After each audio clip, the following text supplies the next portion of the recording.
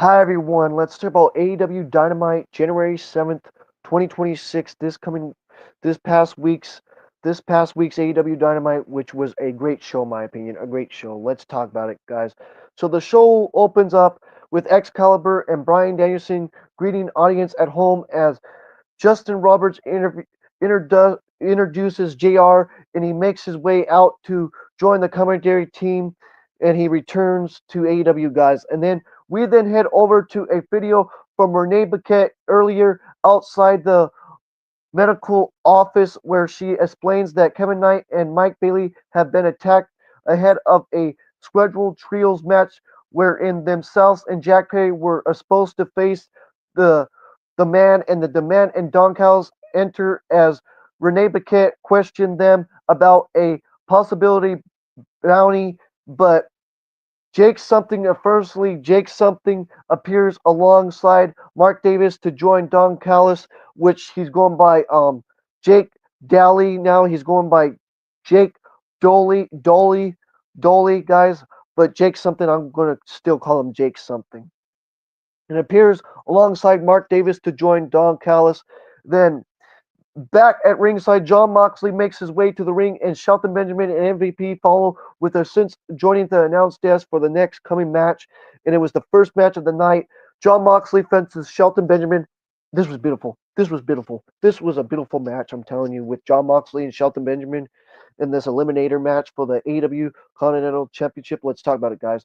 So the bell rings and the two lock up, and Shelton Benjamin charges at Moxley in the corner before the pair in change right hands with one another, and Shelton Benjamin lands a German suplex on Moxley and connects with an overhead chop on Jon Moxley, but Jon Moxley clotheslines him out to the ring and fires off right hands on him onto the ring side of the ring outside I'll say again outside of the ring, and Shelton Benjamin rocks Jon Moxley with a right hand and clotheslines him over the barricade into the crowd, and he crawls with him through the crowd, but Moxley fires up right hands on Shelton Benjamin, and Shelton Benjamin returns the favor and delivers another German suplex to Jon Moxley onto the floor, then stares him down. Back from the break, Moxley and Shelton Benjamin exchange right hands with one another, and Moxley runs over Shelton Benjamin with a clothesline, but Shelton Benjamin lands another German suplex on Jon Moxley and follows it up with a belly-to-belly throw and delivers I'll say again, delivers three more German suplexes to Jon Moxley and connects with a kick to him, but Moxley delivers a cutter to Shelton Benjamin. Then Justin Roberts announces that 5 minutes are left in the match as Shelton Benjamin delivers a powerbomb to Jon Moxley and launches a crossface on him, but Shelton Benjamin delivers a flat lander to Jon Moxley and lands a kick on his leg and delivers a truss kick to level Moxley and pins him, but Moxley kicks out and lands a DDT on Shelton Benjamin, and he goes for a pin on him, but Shelton Benjamin kicks out. Then the refs announces that 1 minute of the match is left as Moxley stares down and Shelton Benjamin with a submission hold, and Shelton Benjamin escapes and runs over Moxley with a knee, then goes for a pin, but Moxley kicks out. Then Shelton Benjamin launches a triangle on Moxley, but Moxley sinks into a pinfall with just seconds to go into the match for the win, and Moxley wins, and that's what happened, and that's how Jon Moxley defeated Shelton Benjamin, guys. Then after the match, Jon Moxley sends his hand to Shelton Benjamin, and Shelton Benjamin shaked it. And then the man they make their way to the ring, and Jack Perry and the Young Bucks follow with a sense to reveal themselves as Jack Perry's new tag team partners after Jet Speed were taken out earlier. And this match, I'm telling you guys, this match right here with the freaking Young Bucks and Jack Perry and the man, this trios match was great. This trios match was great, guys. I'm telling you, this past week. Oh man, it was beautiful. Let's talk about it, guys, with the demand fences, Jack Perry and the Young Bucks. Oh man. And the Young Bucks, oh man, their gear, great gear, I'm telling you. Going back to that gear, I love that gear that they have. Love it, man. But let's talk about it, guys. So we have the demand fences, the Young Bucks and Jack Perry. Like I said again, guys, let's talk about it. The bell rings and the Bucks and Perry go after the demand, and Matt Jackson launches Nick Jackson into Talia and Bishop Khan for him, and then lands a double kick on them. And Jack Perry connects with a moonsault to Talia and Bishop Khan off the top rope to take them out to the outside, and Jack Perry whips Ricochet into the corner and lands a clothesline on him, and Matt delivers a clothesline of his own, and Nick follows it up with a knee strike on Ricochet before they triple team on Ricochet with Jack Perry and Matt and Nick low bridge Talia and Bishop Khan onto the outside, then they fly to take him out onto the outside, and Jack Perry delivers a hanging DDT to Ricochet off the middle rope as Matt holds Bishop Khan in and plays by hanging him off the ring apron for Nick to land a suicide on him off of it, and then the demand then sends Jack Perry crashing over the barricade into the timekeeper's area. Then back from the break, Nick and Ricochet tag in, and Nick levels Bishop Khan with a super kick and delivers an arm drag to Ricochet off the ropes, then tags in Matt, then Talia and Bishop Khan attack the Bucks from behind, but the Bucks sent Laya and Khan crashing into one another before Matt delivers an elbow drop to Laya's chest, and Nick connects with a suicide bomb on Bishop Khan, and then Matt then lands a blockbuster on Talia on the outside of the apron, and Nick hits a Canadian Destroyer on Ricochet from the ring apron. Then Ricochet sends Matt crashing into Nick and Jack Perry on the top rope, but Talia tags it, and Bishop Khan helps him stack Matt and Nick and Jack Perry on the top of his shoulder. Then Talia delivers a triple suicide bomb on the Bucks and Jack Perry, and Bishop Khan drags Jack Perry up the ropes and delivers a superplex to Jack Perry. Then Talia flies up the ropes, and Ricochet then delivers a 450 splash to Jack Perry, then pins him, but Jack Perry kicks out. Then Talia and Bishop Khan deliver a cinch cutter to Jack Perry, and Ricochet follows it up with a Fergal on him, then goes for a pin, but Nick Jackson, I'll repeat it again, but Nick Jackson and Matt Jackson break the fall. Then Ricochet then rocks Jack Perry with a knee after Talia and Bishop Khan take out Matt Jackson and Nick Jackson, but Jack Perry and the Bucks deliver a triple super kick to Talia. Then Matt gets Ricochet in electric chair position, and Jack Perry delivers a Boomsday device to Ricochet. That was beautiful. The Boomsday device from Jack Perry. Good stuff. Good stuff. With Jack Perry, Nick flips off the top rope, and then the Bucks then land the BT trigger on Ricochet. Then Jack Perry connects with a running knee on Ricochet as Matt holds off Bishop Khan for the win, and the Bucks and Jack Perry pick up the win. And guys, I don't really care about them that much, but they are great wrestlers, and I love them, what they do in the ring, and they are great performers, and I give it up to them. I give it up to all the wrestlers. Even though they're not my favorite, I still give it up to them. They put on great matches. Give it up to them. Give it up to Jack Perry. Give it up to the Young Bucks. Give it up to the Demand. Even Ricochet too. Even though I'm not a huge Ricochet fan, give it up to Ricochet too, guys. Oh man. Then after the match, Mark Davis and Jake Something appear out of nowhere to attack, and then the Bucks from behind. Then Jake Something uses his shirt to choke Matt in the corner as El Clone and Lance Archer and Don Callis appear at ringside, and then Jet Speed run out to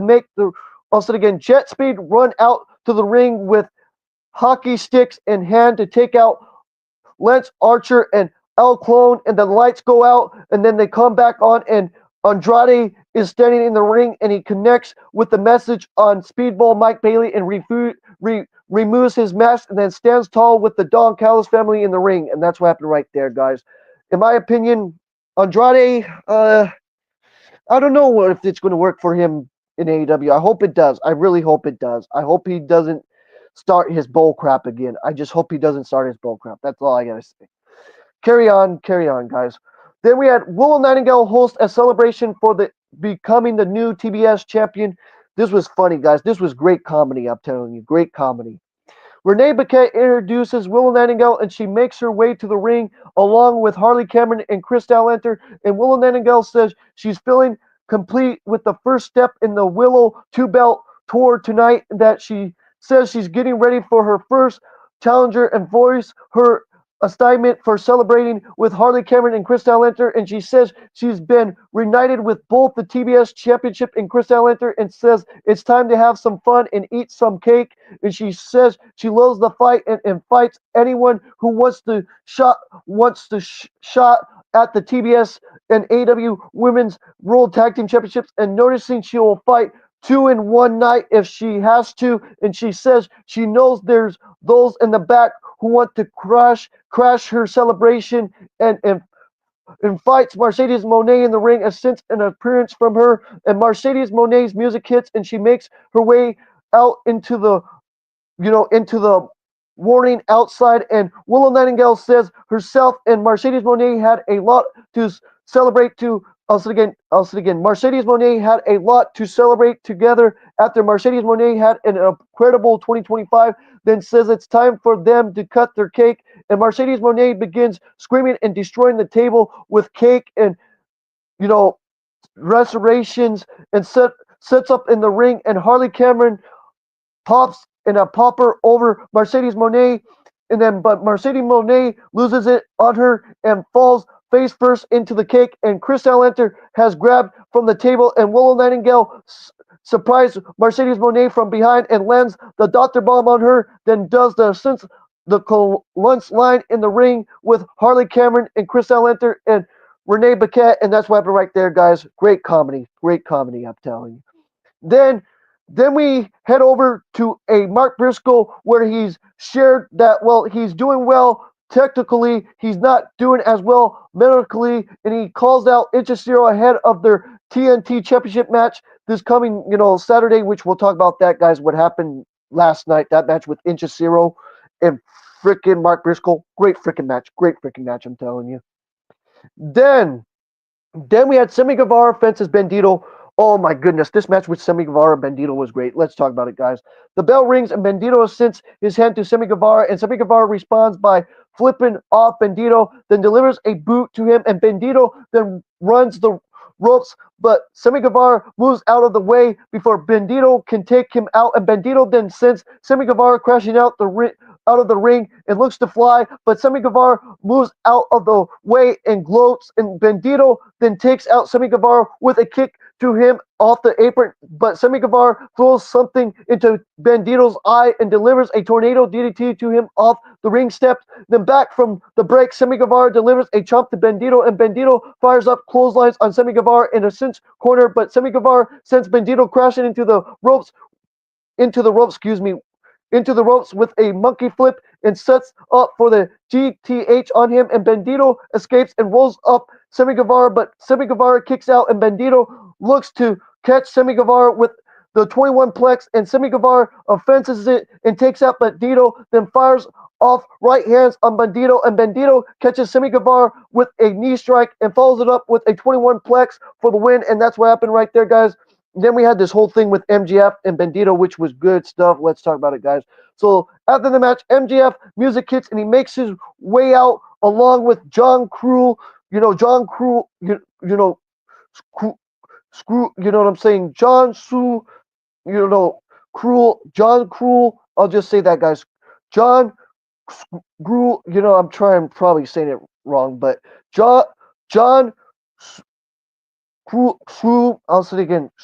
I'll say it again. Just say that, guys. John Su and MJF tell the fans to give it up for Bandito. Then says, if anyone knows about Lucha Libre, it's him with everything he accomplished in Mexico. And he calls himself a Lucha Libre legend and a bigger star than Bandito. Then he says, because he respects Bandito's potential in the country of Mexico, he brought John Cruz.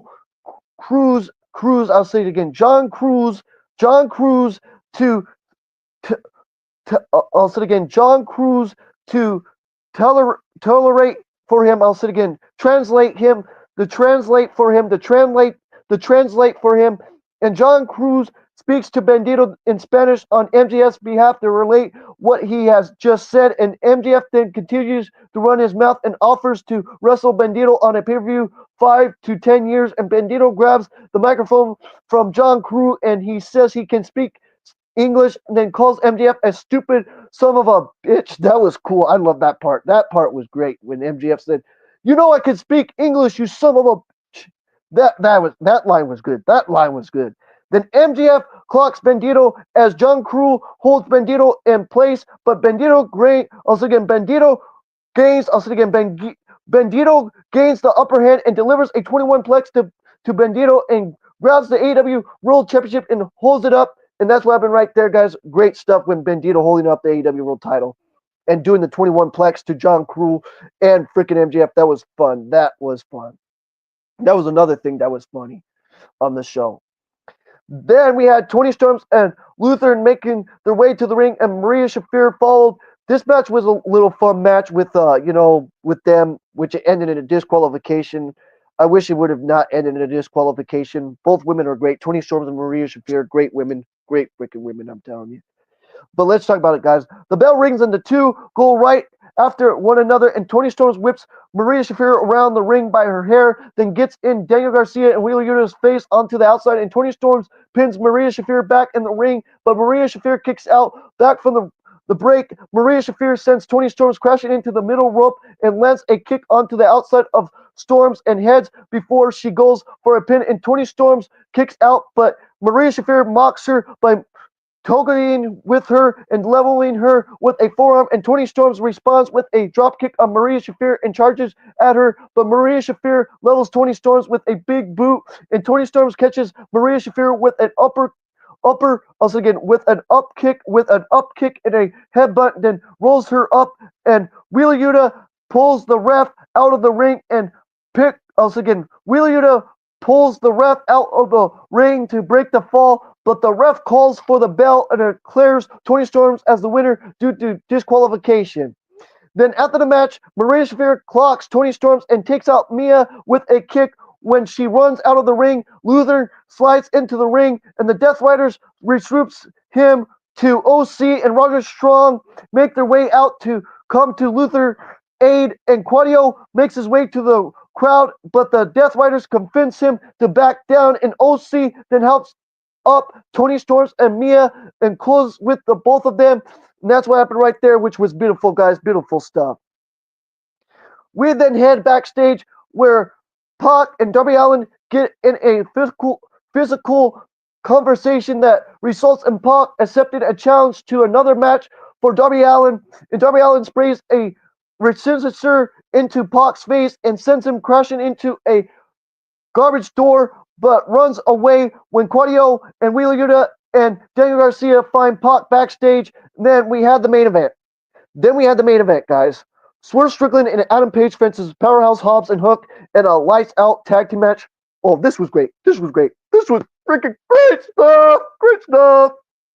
Oh man, these haters. There's too many haters in the IWC. You know what I'm saying? Too many haters. Who cares? Who cares? Who cares? But this was a great main event. Let's talk about it, guys.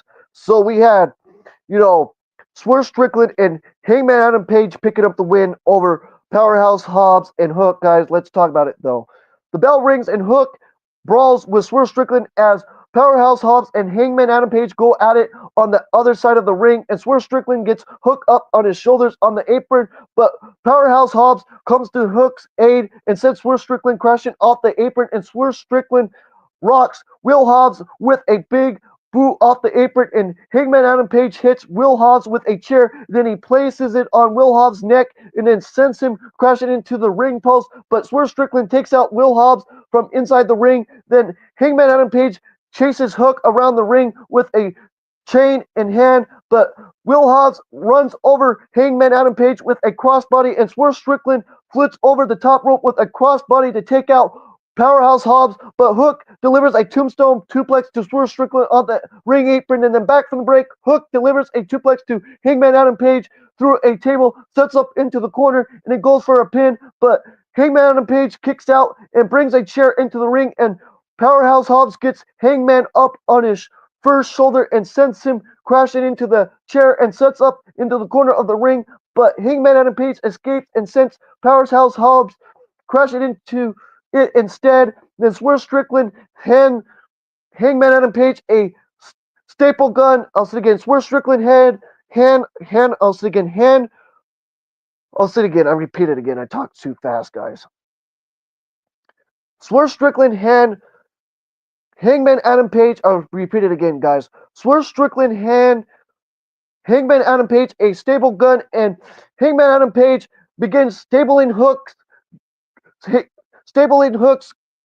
ribs and chest and connects with a power bomb. But Powerhouse Hobbs runs over Hangman and Page with a clothesline and looks to land a suplex, and Swerve Strickland stables Will Hobbs midsection to escape.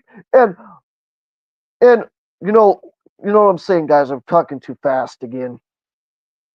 You need to take a little breather right there for a second. So Swerve Strickland stabs Will Hobbs midsection to escape, and Hangman Adam Page hits Will Hobbs with a piece of drywall. That was crazy with the drywall, man. That was cool, but that was awesome. I'm telling you guys, that was freaking awesome. I'm telling you, all that stuff, which was great. I'm telling you guys, back and forth, just back and forth, all of that stuff, and then the chain part with Hangman picking up the win and doing that to Hook with that part. That was awesome. That was so awesome. I'm telling you guys. And then with Prince Nana with the coffee, with the Powerhouse Hobbs pouring that on Powerhouse Hobbs, that was awesome as well, guys. I'm telling you. I'm telling you guys, that was all good on the show. All those spots, I'm telling you guys. Really good stuff, I'm telling you. Really good stuff. Oh man, I'm telling you.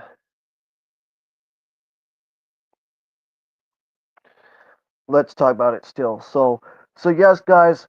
So then Hangman Adam Page then uses the stable on Will Hobbs and then grounds and grabs the center blocks and stacks on top of one another with Swerve Strickland and Hangman Adam Page, and Swerve Strickland drag the center blocks into the ring, but Will Hobbs runs over Swerve Strickland with a boot on him. Then he grabs a chair and looks to hit Swerve Strickland with it, but Prince Nana grabs the chair from Will Hobbs, and Will Hobbs then looks to deliver a spinebuster to Swerve Strickland on top of the center blocks, but Swerve Strickland escapes and then hits Powerhouse Hobbs with a chair repeatedly, then looks to fly off the middle ropes, but Will Hobbs catches Swerve Strickland and delivers a power slam to him on top of the center blocks, and then goes for a pin, but Hangman Adam Page breaks the fall. Then the students of the Hobbs Judo run down to the ring and begin firing off right hands and kicks on Hangman, and then Powerhouse rips a chain around Swerve and Hangman,